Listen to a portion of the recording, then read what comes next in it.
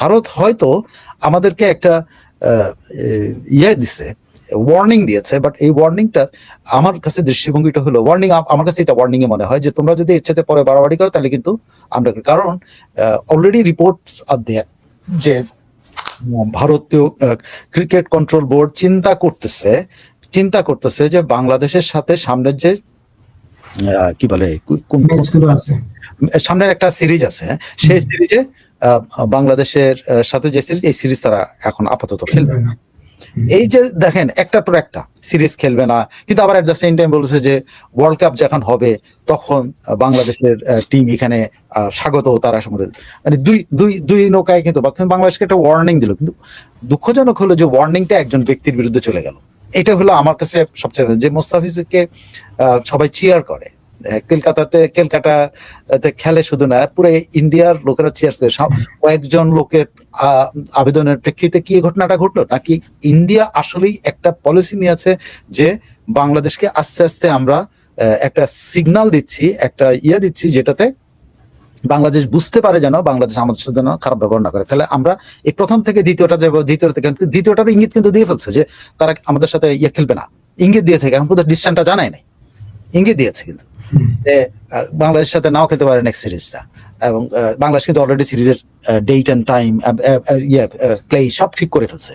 কিন্তু সেখানে যখন এই কথাটা বলে, ইঙ্গিত আসে, রিপোর্টেড হয়, বল না যে যা কিছু রটে কিছু না কিছু তো বটে।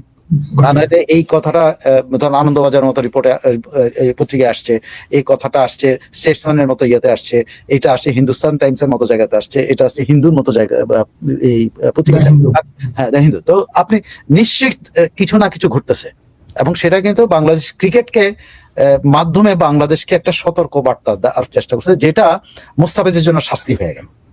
আমি এটাই বলছি, বাংলাদেশকে সতর্ক করতে গিয়ে cricket control board of India কি আমাদের মুস্তাফিজকে শাস্তিটা দিলেন, যেটা শশী থারুর বলছেন। আমার কাছে তাই মনে হয়, যেটা কি আসলে একজন ব্যক্তিকে শাস্তি দেওয়া হলো, নাকি একটা ধর্মকে শাস্তি দেওয়া হলো, না কি হইলো আসলে?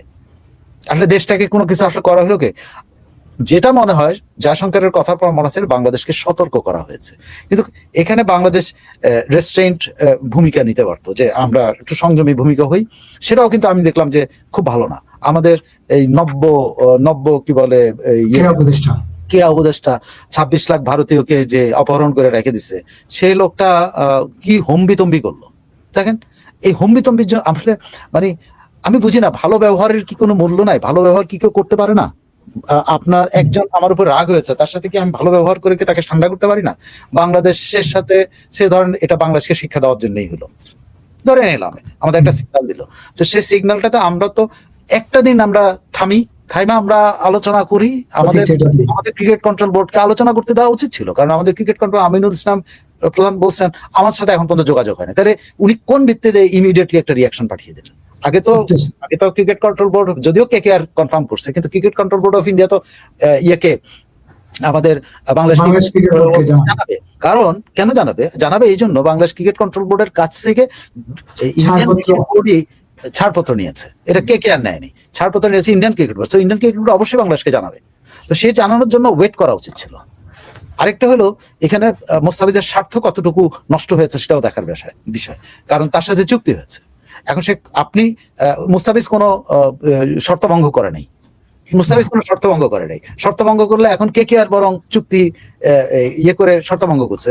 শর্ত ভঙ্গ করে কিন্তু cricket control board of India কিন্তু এটা চাপিয়ে দিয়েছে। সো এখানে মুস্তাফিজের স্বার্থ কতটা রক্ষা করা যায় আমাদের ক্রিকেট কন্ট্রোল বোর্ডের দায়িত্ব হওয়া উচিত ছিল। সেটা না করে আমাদের ক্রীড়া উপদেষ্টা এক কাঠি সরেস, আগাও বোঝে না মাথাও বোঝে না, এই 26 লাখ ভারতীয়কে নিখোঁজ করার কারিগর, এখন সে আবার ভারত বিরোধী একটা জিগির তুলবে। এখন এই ধরনের জিগির তুলে যখন সে বলে যে আমরা বিশ্বকাপে ইন্ডিয়াতে খেলবো না, আমরা শ্রীলঙ্কায় খেলবো, তাহলে আপনি কি চটাইলেন, নাকি আপনি সমঝোতা করার জন্য, বা আপনি আলোচনায় গেলেন? সমঝোতা বাদ দেন, বা আমরা বীর বিক্রম জাতি, আমরা ভারতের সাথে মানি না, ভারতকে আমরা পছন্দ করি, আমরা দিল্লি দখল করবো, আমরা কলকাতা দখল করবো, সব নিয়ে নেবো।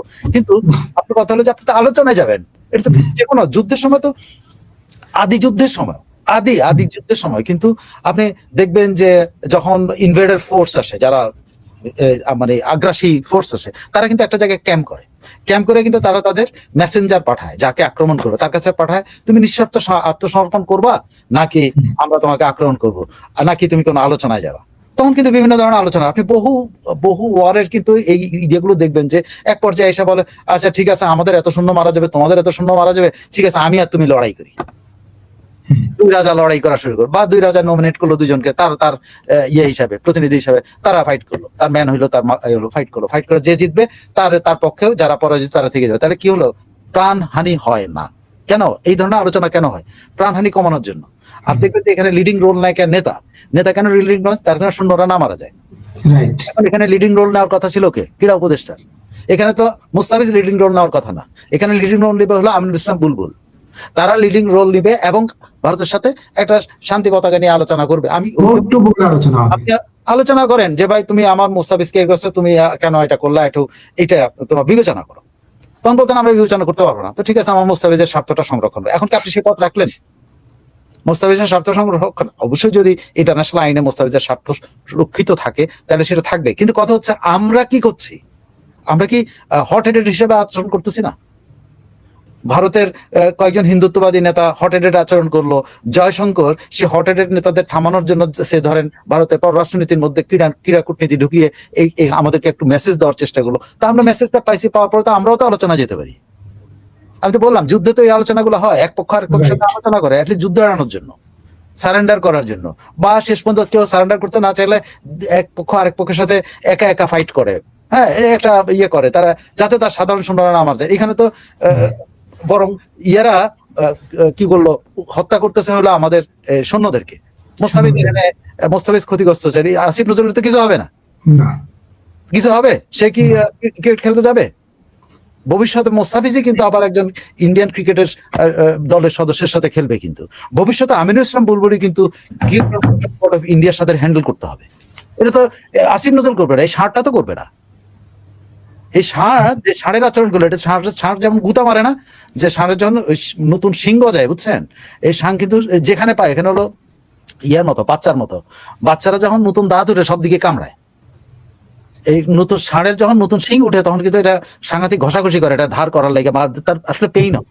আমার তো মনে হয় এর ষাঁড়ের রোগ আছে, তা না হলে সে কথা নেই বার্তা নেই, তার তো মাঝখানে সে হইলো সর্বোচ্চ কর্তৃপক্ষ, সে থাকবে ঠান্ডা করার জন্য, সে উত্তেজিত, সে তো বসে বসে দেখার কথা, যে অপেক্ষা করার কথা দেখার। কারণ মুস্তাফিজের পক্ষে শশী থারুরের মতো লোক কথা বলছে, এখানে তো তোমার মাথা ঠান্ডা করা উচিত যে শশী থারুর যখন কথা বলছে ভারতীয় সিস্টেমের মধ্যে একটা মেসেজ তো গেছে, তো তুমি বাকিটা মুস্তাফিজের স্বার্থ সংরক্ষণ করো।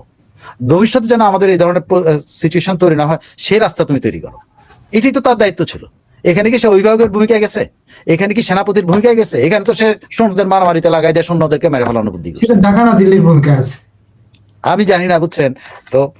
It is a message to Bangladesh, যে বাংলাদেশ এই যে আচরণটা, এটাও তো আপনি ধরেন আপনি আরো একটু একবারে এমন আচরণ করলেন, ভবিষ্যতে আরো একটা খারাপ আচরণ করার রাস্তা করে দিলেন। আপনি দেওয়ার দরকার ছিল না। আমি আপনার বিশ্বাস করেন পৃথিবীতে আদি নিয়ম কিছু জিনিস আসতো, গার্ডিয়ানরা কথা বলে না, ছেলে মেয়ে দুজন মারামারি করে আসে, ইয়ার মধ্যে গার্ডিয়ানরা কথা বলে এটা সমাপ্ত করে দেয় না। ছেলেরা তো ফুটবল মাঠে মারামারি করছে, আমরা কত মারামারি করছি না? তো মারামারি করার পর কারা সমাধান করছে? গার্ডিয়ানরা করছে। তো আসিফ শান হলো এখানে গার্ডিয়ান, সে গার্ডিয়ানের ভূমিকা রাখলো নাকি সে আসলে মাঠের ওই বাচ্চা ছেলেটার ভূমিকা নিল?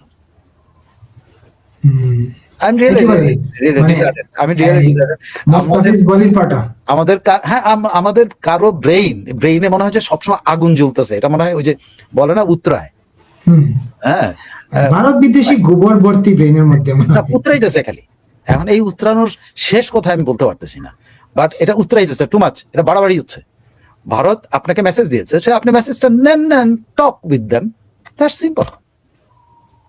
আপনি তার সাথে মারামারি করে আপনি বিসিসিআই আরো এক ধরেন, আপনি cricket control board of India, হ্যাঁ এটা ওয়ার্ল্ডের স্ট্রংগেস্ট ক্রিকেট কন্ট্রোল বোর্ড, তারা এই ক্রিকেট নিয়ন্ত্রণ করে, ইকোনমি নিয়ন্ত্রণ করে তারা। হ্যাঁ সেটাই বলি, ওয়ার্ল্ড ক্রিকেট আপনি যে আপনার সবকিছু তার সাথে আপনি নাড়াই লাগতে যাচ্ছেন, আমি বুঝি না যে নাড়াই লাগার মধ্যে আপনার কি আনন্দ, আমি বুঝতে পারি এতে থেকে আপনার অর্জনটা কি হবে? Why not discussion, why not? যে কোনো যুদ্ধে ডিসকাশন হয়। পুতিন এত কিছু করতেছে, পুতিন তার লোক নিয়ে বসে কথা বলতেছে না নাকি? বলতেছে না, প্রতিনিয়ত ইউক্রেন দখল করতেছে, আবার বলতেছে। এই আমাদের এই রাম ছাগলগুলি, এই ষাঁড়গুলো এই জিনিসটা বোঝে না কেন যে we should sit and talk with Indians. এটা আপনি প্রকাশ্যে আপনি পারবেন না, কারণ আপনার জনমত আপনাকে সহায়তা করে না। আপনি গোপনে করেন, ইউর ব্যাক চ্যানেল আছে এভরিবডি, পৃথিবীর সব দেশেই আপনার আমরা যখন ধরেন ইয়ে কি বলে বাবা ছেলে মেয়েরা যখন কথাবার্তা বন্ধ হয়, ওনার থার্ড লোকের মধ্যে কথা বলে না, স্বামী স্ত্রী কথা বন্ধ হলো তো থার্ড একজনের মাধ্যমে কথা কয়, ওই শুনতো ওনাকে, উনি যেন এটা মনে করেন, একটা ইঙ্গিত করে কথা বলে না। তুমি তো এখানে গার্ডিয়ান হওয়ার কথা, তুমি গার্ডিয়ান না হয়েছে তুমি কি হয়েছে, তুমি নিজেই মুস্তাফিজের পায়ের তলায় ঢুকছো, and Mustafiz will be blaming you যে তুমি আমার ভবিষ্যৎ নষ্ট করছো টুডে অর টুমরো। আজকে মুস্তাফিজ বুঝতে পারবে কিনা, কিন্তু তাকে যে কেউ বুঝাবে না, হু নোজ। আমি যদি বুঝতে পারি, মুস্তাফিজ কেন বুঝবে না যে মুস্তাফিজের স্বার্থ রক্ষা করার কথা তোমার, সেখানে তুমি মুস্তাফিজকে জবাই করার দিকে নিয়ে গেছো, আরো হুমকি দামকি দিচ্ছ পুরো ক্রিকেটকে জবাই করার জন্য। পুরো ক্রিকেটকে, শুধু মোস্তাফিজ না, যেমন এই যে সেপ্টেম্বরেই, যে আগামী সেপ্টেম্বরেই ভারতের যে সফর আছে, এই এই আসিফ সারের কারণে এই সফর তো বাতিল হয়ে যাবে, কারণ উনি হুমকি দিয়েছেন উনি ভারতের সঙ্গে আর ভারতে খেলবেন না, শ্রীলঙ্কায় খেলবেন, পাকিস্তানে খেলবেন, পাকিস্তানে তো আর হবে না, পাকিস্তানে তো ভারত যাবে না, অন্য জায়গায় খেলবেন। কিন্তু এই হুমকি দেওয়ার তো কোনো মানে যৌক্তিক কারণ নাই, একেবারেই যৌক্তিক কোনো কারণ নেই। এই ব্যাপারে উনি কথা বলাটাই তো কোনো দরকার ছিল না, আপনি যেটা বলছিলেন। এটা একদম বোর্ডের কাজ।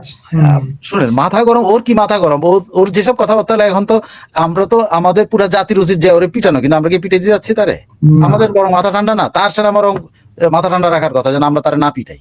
ভবিষ্যতে সে পৃথিবীর যে কোনো প্রান্তে আসবে, তার সে সবকিছু করতেছে পিটানি খাওয়ার জন্য, এভরি সিঙ্গেল ডে। আপনি ক্রিকেটারদের কাছে মার খাবে সে এখন, একেবারেই। যে তুমি কোথায় সমাধান করবা, তুমি মারছো মারামারি করতে, এখানে পুরা ভারত, এখানে শ্রীলঙ্কাতে তুমি খেলতে, আচ্ছা যাও তুমি শ্রীলঙ্কা, তুমি আমার নীতি করে যাও, তুমি যাও শ্রীলঙ্কা, খেলো না, ইন্ডিয়াতে খেলো না।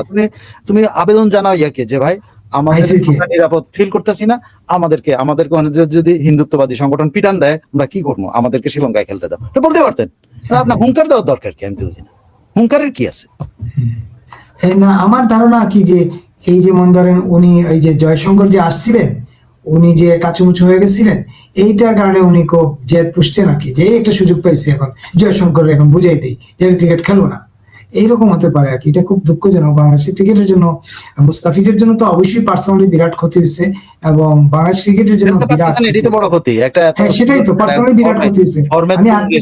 আমি আর্থিক বলি না, আমি বলছি পার্সোনালি বিরাট ক্ষতি হয়েছে। তার মানে তার ফর্মের তুঙ্গে এই সময়টায় কেকেআর তাকে কিনছে এত টাকা দিয়ে, এটা চারটিখানি কথা না।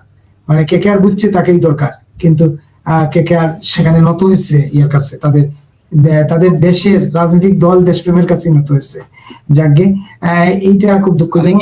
একটা দুটা প্রশ্ন নিতে পারি? Please please please please.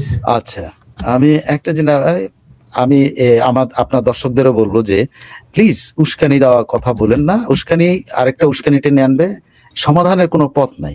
যেমন ধরেন একজন বলেছে যে ধরেন কি জানো, এটা ভারতের 140 কোটি লোকের রায়।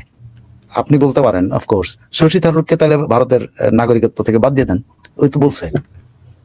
শশী থারুর কি আপনার 140 কোটির মধ্যে না? সিম্পলি উত্তর দিলাম আপনাকে। এই ধরনের উগ্রতা কিন্তু আরো উগ্রতা ছড়াবে। আরেকজন লিখছেন, আমি বলি আমার কিছুই আসে যায় না, আমি স্বল্পভোগ প্রাণী। একজন লিখেছেন, আমি তার নাম বলছি না, তার জাস্ট উপলব্ধির জন্য আমি বলছি, আপনারা রক্ত গরম করা মাংস খাওয়া বাদ দেন, মাথা ঠান্ডা রাখার মাংস খান, নিরামিষ খান। ভাই এই ধরনের কথাবার্তা কি শোভনীয়? You are a great man, আমি যতটুকু আপনার অনেকদিন থেকে দেখতেছি, বাট আপনার এই মন্তব্যটা কিন্তু আপনার গ্রেটনেস, আপনাকে আমি একদিন যেভাবে চিনতাম সেই জায়গা থেকে আপনি নিজেকে সরাই ফেললেন, উস্কানি দেন না। এই যে কথাটা বললেন, আমার কিছুই আর যায় না, আমি সব খাই, দুনিয়ার সবই খেতে পারি আমি, হ্যাঁ, কিন্তু আপনি এইটা, এখানেই লোক আছে যারা আপনার উপর রাগ হয়ে যাবে, আপনার বন্ধুরা আপনার উপর রাগ হবে কেন? ওয়াই? এই দুটা জিনিস আমি দেখেন, স্বপ্ন রানা ট্যুরস কত ভাবে দখলদার এই সরকার এই দেশের স্বার্থ দেখতে বলে মনে করেন, তারা কেন দেশের কথা ভেবে পদক্ষেপ এদের কাছে আশা করাই ভুল। সো এই যে দেখেন রেসপন্সিবল কথাবার্তা। সো আমি আপনার দুজনেরই নাম বললাম না, তো আপনারা প্লিজ উস্কানি দিয়ে না, উস্কানি দিয়ে আপনারা এই প্ল্যাটফর্মে আপনার নিজেদের মধ্যে ঝগড়া করবেন, এইটা করেন না।